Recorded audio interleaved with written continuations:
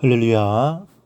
사랑하는 대강의 가족 여러분, 오늘 하루도 하나님의 말씀과 동행하는 삶이 되길 소망합니다.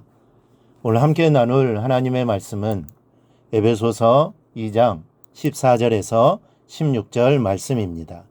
그는 우리의 화평이신지라 둘로 하나를 만드사 원수된 것 곧 중간에 막힌 담을 자기 육체로 오시고 법조문으로 된 계명의 율법을 폐하셨으니 이는 이 둘로 자기 안에서 한 새 사람을 지어 화평하게 하시고 또 십자가로 이 둘을 한 몸으로 하나님과 화목하게 하려 하심이라. 원수된 것을 십자가로 소멸하시고. 아멘. 사람에게는 본래가 화평하는 마음이 없습니다.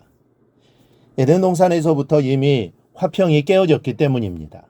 화평은 하나 되는 마음인데 선악과에 손을 댄 순간 하나님과 사람 사이에 균열이 가고 말았습니다. 또 부부였던 아담과 하와 사이에도 하나로 회복될 수 없는 균열이 가고 말았습니다. 그렇게 사랑했던 아담과 하와의 사이엔 불신의 벽이 생겼습니다.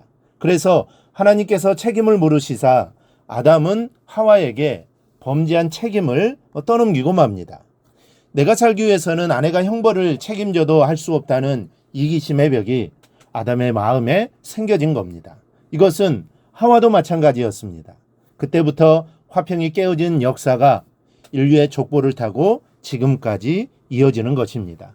우리는 다들 근본적으로 화평하지 못합니다. 조금만 생각해 보면 우리가 얼마나 화평하지 못한지를 알 수 있습니다. 처음 만난 사람에게 내가 대하는 태도를 보면 알 수 있습니다. 솔직히 이 담을 쌓고 대하지 않습니까? 그리고 내게 유익이 되지 않는 한 처음 본 사람에게 쉽게 마음에서 우러나는 친절로 대하지 않습니다. 이런 화평이 없는 우리의 삶을 향하여 성경은 오늘 화평을 말씀하고 있습니다. 첫째, 그리스도는 우리의 화평이십니다. 우리는 그리스도께서 우리의 화평이라는 이 말을 잘 이해해야 합니다. 사람들은 평화를 원합니다.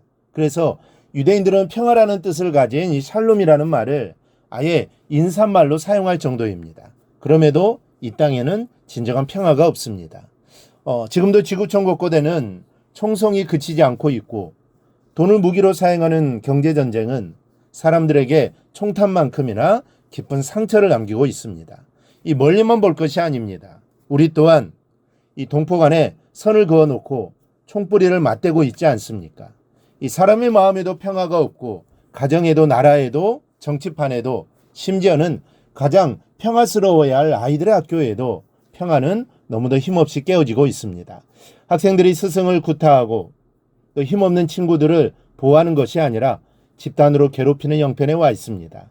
평화를 갈구하고 또 평화를 목 놓아 외치면서도 사람에게는 스스로 평화를 만들 수 있는 힘이 없다라는 증거입니다. 우리는 평화를 사람의 노력으로 만들 수 있는 것이라고 생각합니다. 화해하고 감싸 안으면 될 것이라고 말합니다.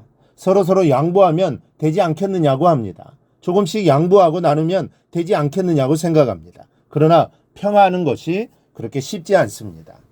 때로는 서로 손을 내밀어 화해하기도 하지만 뒤돌아서는 순간 또 다른 이해관계로 암투는 이어집니다. 그것이 사람의 세상입니다. 이렇게 평화가 산산조각이 나서 화평이 없는 세상에 하나님의 말씀은 그리스도가 우리의 화평이다라고 선언합니다. 예수님이 계셔야 그곳에 평화가 온다라는 말씀입니다. 예수님이 아니 계신 곳에는 아무리 화평을 위해 날고 기어도 진정한 평화는 오지 않는다는 말씀입니다. 미국의 어느 가정에서 아버지 아들이 심하게 싸웠습니다. 마침내 아버지는 너 같은 아들은 필요 없으니 당장 이 집을 떠나라며 아들을 쫓아냈습니다. 그런데 정작 아버지를 미워하며 집을 나간 아들과 아들을 용서하지 못하는 남편 사이에서 가장 괴로워하는 사람은 아들의 어머니였습니다. 마음고생으로 병을 얻더니만 급기야는 생명이 위독한 지경에 이르고 말았습니다. 병세가 위독하다는 소문을 듣고 아들은 엄마가 입원한 병원을 찾아와 병실문을 두드립니다. 거기에는 용서할 수 없는 아버지가 있었습니다. 부자간의 뜨거운 응시가 증오로 불타오를 때 어머니는 뼈만 남은 앙상한 손으로 한 손으로는 아들의 손을 또 다른 손으로는 남편의 손을 잡았습니다. 그리고 두 사람의 손을 양손으로 포개어 꼭 잡았습니다. 그리고 아무 말도 하지 못하고 눈물만 흘렸습니다. 그러더니 조용히 남편과 아들 사이에서 눈을 감았습니다. 이 죽은 아내와 어머니의 시신 위에서 아버지와 아들은 부둥켜 안았습니다. 그때까지 쌓여왔던 증오와 미움이 한순간에 눈 녹듯 사라져버렸습니다. 어머니와 아내의 죽음이 아버지와 아들을 화평하게 한 것입니다. 희생이 아니고는 진정한 화평을 가져올 수 없습니다. 말로만 던져주는 화평은 오래가지 못합니다. 때가 되면 변절되는 것은 진정한 화평이 아니라는 말씀입니다. 예수님은 죽음으로부터 우리에게 진정한 화평을 주셨습니다. 그래서 그분이 계신 곳에는 살아있는 화평이 역사하는 겁니다. 그리스도는 우리의 화평이십니다. 그러므로 내 안에 평화를 맛보려면 주님을 모셔야 합니다. 가정이 화평하기 원한다면, 진정으로 주님을 모시는 가정이 되면 불안은 힘을 잃고 물러납니다. 사회가 평화롭게 원한다면 우리는 불신자들의 가슴 속에 예수 그리스도를 선물해 주어야 합니다. 예수 그리스도가 오시지 않고는 어디든지 화평은 요연한 것입니다. 사랑하는 여러분, 먼저 내 안에 모신 그리스도로 진정한 평화를 맛보십시오.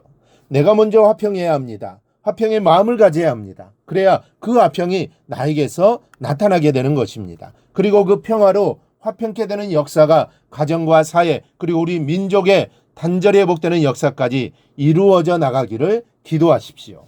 우리의 화평이신 그리스도께서 우리의 기도대로 능히 이루어 주실 것을 믿고 화평을 위하여 기도하는 우리 모두가 되기를 바랍니다. 그리하여 진정한 평화를 이루기를 주님의 이름으로 축원합니다.